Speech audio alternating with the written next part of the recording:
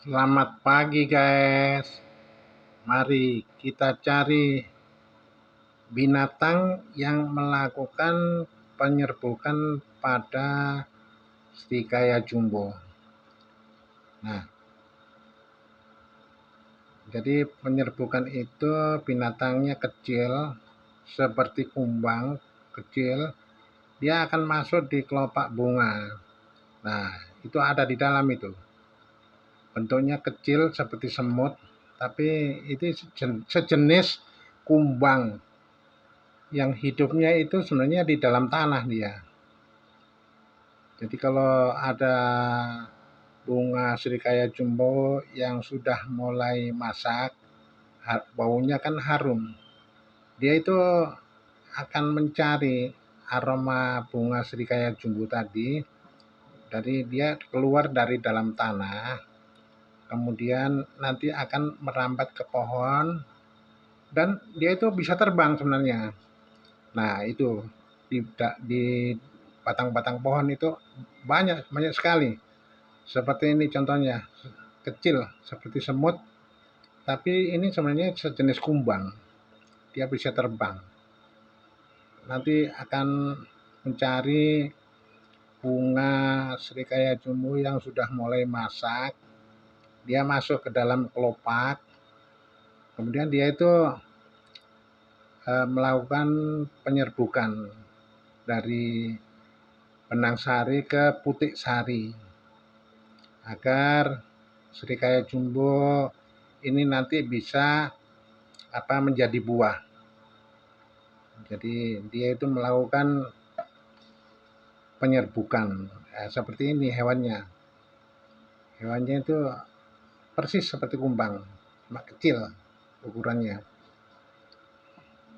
Jadi saya sudah mencoba pakai penyerbukan itu pakai cotton bud, pakai jari telunjuk, tapi gagal semuanya, tidak bisa.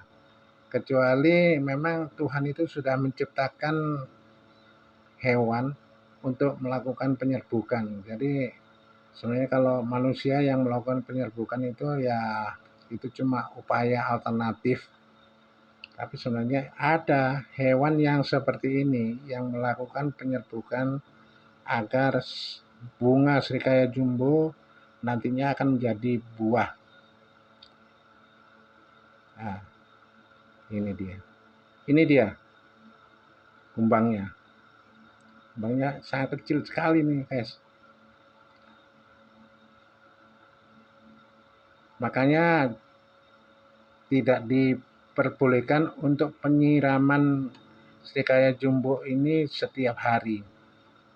Paling tidak seminggu 2 kali atau seminggu sekali lah, supaya binatang ini tidak mati kena air di dalam tanah. Makanya setiap minggu sajalah disiram ini tanahnya, supaya hewan-hewan itu tidak mati.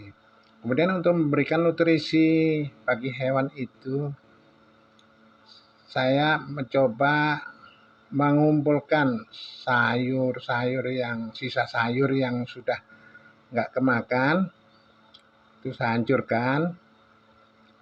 Kemudian saya fermentasi itu selama kurang lebih 3 hari. Nanti ini untuk nutrisinya pohon Srikaya jumbo. Jadi setiap hari itu saya kumpul di ember gini. Ini nanti untuk menutrisi pohon itu, entah itu pohon yang menyerap pupuk ini atau binatang-binatang tadi itu yang memakan. Ternyata ya hasilnya bisa dilihat lah nanti. Jadi kalau sudah 3 hari melakukan fermentasi, kita gali tanah di sekitar pohon tadi, sekitar pohon Srikaya jumbo. Kita gali. Ini tujuannya untuk menanam pupuk tadi. Ya kurang lebih itu 10 cm lah dalamnya. Untuk menanam pupuk tadi. Ini saya anggap ini sebagai pupuk ini, nutrisi ini. Nah, saya tuang ke situ. Kemudian pupuk tadi kita campur dengan tanah supaya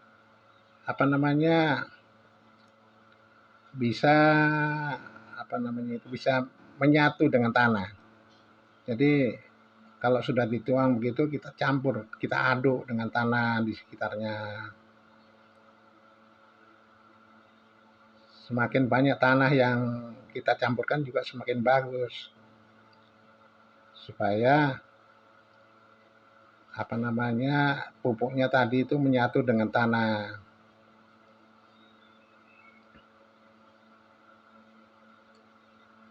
Jarang orang yang melakukan seperti ini, atau ya mungkin takut atau tidak tahu. Sebenarnya ini manfaatnya sangat baik sekali ini. Jadi di samping itu untuk menutrisi hewan yang melakukan penyerbukan, juga menutrisi pohon itu sendiri.